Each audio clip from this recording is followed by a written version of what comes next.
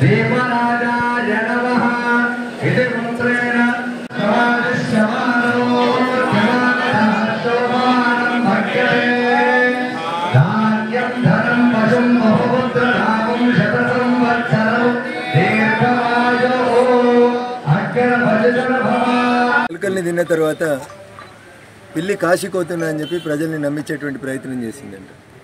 అట్లా ఈరోజు ఢిల్లీలో కేటీఆర్ అనేటువంటి యువరాజు ఓడిపోయి 6 నెలలు అయితే కూడా ఇంకా భూమి మీదకి రాలేదు ఆయన. ఓ పక్కన హరీష్ రావు అనేట ఆయనను, ఇంకో పక్కన జై తెలంగాణ అని పార్టీ ఫిరాయించి కాంగ్రెస్ పార్టీలకు పోయి టీఆర్ఎస్ పార్టీని ఖతం చేసేందుకు పనిచేసిన 9 మంది ఎమ్మెల్యేల మీద జడ్జిమెంట్ రాయండి స్పీకర్ గారని ధర్నాలు చేసి గొడవ చేసి కోర్టుకు పోయి కేసులు వేస్తే కూడా 4 సంవత్సరాల 11 నెలలు దున్నపోతు మీద వానబడ్డట్టు నిద్రపోయినటువంటి సురేష్ రెడ్డి అనే స్పీకర్ని ఎడమ చేయి పక్కన, ఫిరాయింపులకు ఆద్యుడైనటువంటి సిద్దిపేట ఎమ్మెల్యే హరీష్ రావుని కుడి పక్కన కూర్చోబెట్టుకొని భారత రాజ్యాంగ విలువల గురించి సిరిసిల్ల ఎమ్మెల్యే యువరాజ్ అనేటోడు మాట్లాడితే దయ్యాలు వేదాలు వల్లించినట్లున్నాయి. ఒక్కొక్క ఎమ్మెల్యేకి ఎట్లా కండువా కప్పుతారని అడుగుతున్నాడు. కేటీఆర్ అన్నం తింటున్నావా అని అడుగుతున్నా. ఎందుకు అడుగుతున్నా అంటే సైకిల్ గుర్తు మీద గెలిచిన తలసాని శ్రీనివాస్ యాదవ్ అనేట ఆయన తీసుకొని కారు గుర్తు క్యాబినెట్లో మంత్రి పదవి ఇచ్చినటువంటి సిగ్గులేనివాడు ఎవరైనా ఉన్నాడంటే అది నీ అయ్య తప్ప ఇంకొకటి కాదు కేటీఆర్. భారత రాజ్యాంగాన్ని టీఆర్ఎస్ పార్టీ కూనీ చేసినంత ఈ దేశంలో ఎవరు కూనీ చేయలేదు. నువ్వు మీ నాయన మీ బావ కలిసి ఒక్కొక్క ఎమ్మెల్యేను ప్రలోభ పెట్టి పైసలు ఇచ్చి నోట్లు ఇచ్చి ఎమ్మెల్యేలను కొనుక్కొని మీ నాయన చేయలే. ఒక్కొక్కరిని కొనుక్కోవడం, ఫామ్ హౌస్కి తెచ్చి ఒక్కొక్కరిని కొనుక్కోలే, ఒక్కొక్కరికి పైసలు ఇవ్వలే. వీళ్ళు అడిగినావు కదా, సిద్ధరామయ్య చెప్తున్నాడు కర్ణాటకలో బీజేపీ ఒక్కొక్కరికి 25 కోట్లు ఇచ్చి కొంటుంది. ఇక్కడ రేవంత్ రెడ్డి ఎంత పెట్టి కొంటుండు అని అడుగుతున్నావు. నేను అడుగుతున్నా కేటీఆర్, నువ్వు నీ అయ్యా నీ బావ కలిసి ఎన్ని పైసలు ఇచ్చి కొన్నారు తెలంగాణలో ఎమ్మెల్యేలని? కాంగ్రెస్ పార్టీకి వెళ్ళి 12 మంది ఎమ్మెల్యేలని ఎమ్మెల్సీలని ఒక్కొక్కరిని దొరకబట్టి కేసులున్నాయని, భూములు క్లియర్ చేస్తామని, రియల్ ఎస్టేట్ క్లియర్ చేస్తామని సిగ్గు లేకుండా తెలంగాణలో 63 సీట్లు ఇచ్చి అధికారం ఇచ్చిన రోజు నీ అయ్యాదే పనిచేసిండు. 88 సీట్లు ఇచ్చి తెలంగాణను మంచిగా పాలించమని రెండోసారి ముఖ్యమంత్రి చేస్తే నువ్వు భూమి మీద నడవక నువ్వు మీ అయ్య కలిసి కాంగ్రెస్ ఎల్పీని విలీనం చేసుకున్నారు. నేను సైన్స్ టీచర్ని, సైన్స్ నమ్ముతాను, గురుత్వాకర్షణ సిద్ధాంతాన్ని నమ్ముతాను. నువ్వేం చేసినావో ఇలా రేవంత్ రెడ్డి అనేటోడు కూడా గదే చేస్తున్నాడు. భూమి గుండ్రంగా ఉంటుంది.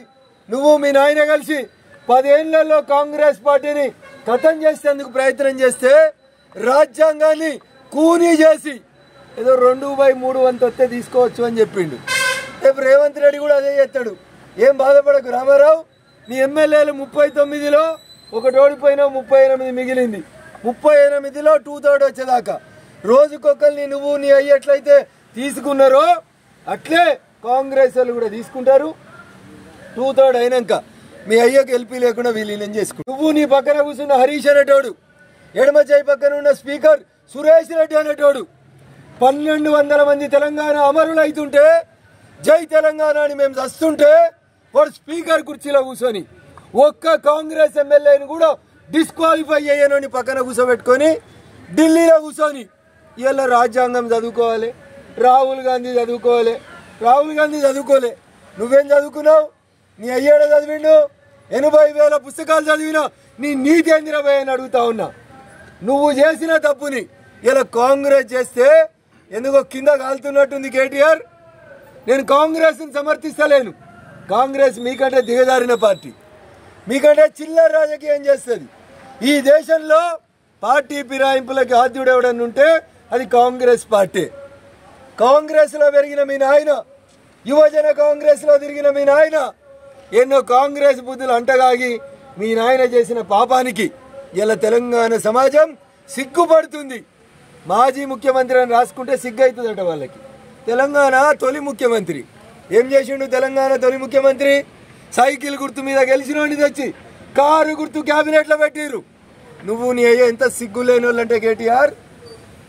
తలసాని శ్రీనివాస్ యాదవ్ రాజీనామా స్పీకర్కు పంపించిండని చెప్పి గవర్నర్ని తప్పుదోవ పట్టించి తలసాని శ్రీనివాస్ యాదవ్ తోటి పూర్తి సమయం మంత్రి పదవి నడిపించిన వాళ్ళు మీరు. ఎవరికైనా బాధ అనిపిస్తుందేమో, రఘునందన్ ఏంది సిగ్గులేదని మాట్లాడుతుండని. అరే నీ అయ్యా 100 సార్లు తిట్టిండు, నీ అయ్యా 100 సార్లు తిట్టిండు. తెలంగాణలో సామెత ఉంటుంది కేటీఆర్, ముంగట్ నాగలు ఎట్లా పోతే వెనుక నాగలు కూడా గట్లే పోతుంది, అది రూల్. అది నువ్వు జై తెలంగాణ అనే కంటే ముందు ఏప్రిల్ 27, 2001 జలదృశ్యంలో జై తెలంగాణ అన్నోడు రఘునందన్. ఫిరాయింపుదారులు వద్దు సార్, ఈ ఫిరాయింపుదారులే రేపు ఫిరంగులై పేలుతారు, నువ్వు జత్తావు కేసీఆర్ అని చెప్పి టీఆర్ఎస్లోకి వెళ్ళి బయటికి వచ్చినాడు రఘునందన్. అందుకని నిన్ను, నీ బావని, నీ అయ్యని అందరికంటే ఎక్కువ తిట్టే అధికారం ఏమనుకని ఉందంటే మెదక్ జిల్లాలో 100 సార్లు జైలుకోయి జై తెలంగాణ అని అనేక మంది అమరులైనటువంటి విద్యార్థుల ఆత్మలకి ప్రతినిధిగా నిలబడినటువంటి రఘునందన్కు మాత్రమే నిన్ను, నీ కుటుంబాన్ని నిలదీసేటువంటి హక్కు ఉంటుంది. శంకరమ్మకి మలి దశ తెలంగాణ ఉద్యమాన్ని మలుపు తిప్పిన శంకరమ్మకి, శ్రీకాంతాచారి తల్లికి, ఆగిరికి అమరవీరుల స్తూపం ఓపెనింగ్ కంటే ముందు రోజు నువ్వు నీ అయ్య మోసం చేసి వాట్సాప్ గ్రూపులలో పెట్టి శంకరమ్మకి ఎమ్మెల్సీ ఇచ్చినామని చెప్పి, 2 గవర్నమెంట్లను ఇచ్చినామని చెప్పి, సిగ్గు లేకుండా ఆంధ్ర కాంట్రాక్టర్ కట్టినటువంటి అమరవీరుల స్తూపాన్ని ఓపెన్ చేసిన తెలంగాణ ద్రోహి ఎవడని ఉన్నాడంటే నువ్వే కేటీఆర్ తప్ప ఇంకొకటి కాదు. ఇది నా గుండె చప్పుడు కాదు, తెలంగాణ ప్రజల ఆక్రందన, ఆక్రోశం. అందుకని ముందు నువ్వు, నీ బావ, నీ పక్కన కూర్చున్నటువంటి ఆనాటి స్పీకర్ సురేష్ రెడ్డి, మీరు ముగ్గురు కలిసి ఇండియా గేట్ దగ్గర నుంచి మొదలుకొని బాబాసాహెబ్ అంబేద్కర్ విగ్రహం ఏడుంటే అందాక, ఎందుకంటే భారత రాజ్యాంగం గురించి మాట్లాడే నైతిక హక్కు మీకు లేదు కాబట్టి మీ ముగ్గురు ముక్కునాలేకి రాసి తెలంగాణ ప్రజలకి 2 చేతుల చెంపలేసుకొని తప్పైందని చెప్పినాక కాంగ్రెస్ గురించి మాట్లాడాలి. అంతకంటే ముందు మీరు మాట్లాడితే తెలంగాణ సమాజం మిమ్మల్ని క్షమించదు కేటీఆర్ అని చెప్తా ఉన్నా. ఎన్ని దుర్మార్గాలు, ఎన్ని మోసాలు. వేరే పార్టీ వాడు ఎమ్మెల్యే గెలిస్తే 1 రూపాయి అని సిగ్గులేని దరిద్ర ప్రభుత్వం నీది, నీ అయ్యేది. ఈ రాష్ట్రంలో విఠల్ రెడ్డి గారు, విద్యాసాగర్ రావు గారు, పి జనార్దన్ రెడ్డి గారు ప్రతిపక్ష ఎమ్మెల్యేలు ఉంటే కూడా పైసలు తీసుకుపోయి పనిచేసిర్రు. కానీ నువ్వు, నీ అయ్య ఈ రాష్ట్రానికి పట్టినటువంటి తొలి శని. మీరు ప్రతిపక్ష ఎమ్మెల్యేలకి, నాలాంటి నోరున్న ఎమ్మెల్యేలకి డబ్బులు ఇవ్వకుండా, నియోజకవర్గం అభివృద్ధి కాకుండా పోలీసులని పైసలు వంచేటువంటి మిషన్లుగా వాడుకొని ప్రజాస్వామ్యాన్ని కూని చేసిన దరిద్రులు, దౌర్భాగ్యులు ఎవరైనా ఉన్నారు ఈ తెలంగాణ గడ్డ మీద అంటే అది కేసీఆర్ కుటుంబం.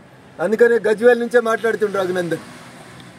నీకు, మీ నాయనకి, మీ బావకి ఏమన్నా పౌరుషం, తెలంగాణ రోషం, తెలంగాణ గడ్డ మీద పుట్టినమనే విశ్వాసం ఉంటే మీరు ముగ్గురు శాశ్వతంగా రాజకీయాలకి రాజీనామా చేసిపోవాలి బిడ్డ. లేకపోతే సిరిసిల్లలో మొన్న నీకు బీజేపీ వాళ్ళు ఎట్లయితే నీకంటే ఎక్కువ ఓట్లు తెచ్చుకొని బుద్ధి చెప్పిర్రు, సిద్దిపేటలో నీ బావ సాగు తప్పి కన్నులోట పోయేటట్టు చేసినామో అట్లా సమాజం మొత్తం మిమ్మల్ని వెంటబడుతుంది, వేటాడుతుంది. మీకు తెలంగాణ 1200 మంది అమరుల ఆత్మఘోష ఏదైతుందో ఆ ఉసురు దాకి మీరు దస్తారని చెప్పి ఈ సందర్భంగా హెచ్చరిస్తా ఉన్నా. Thank you. అసలైన తొలి వెలుగు. ఫాలో వాట్సాప్ @తొలి వెలుగు official.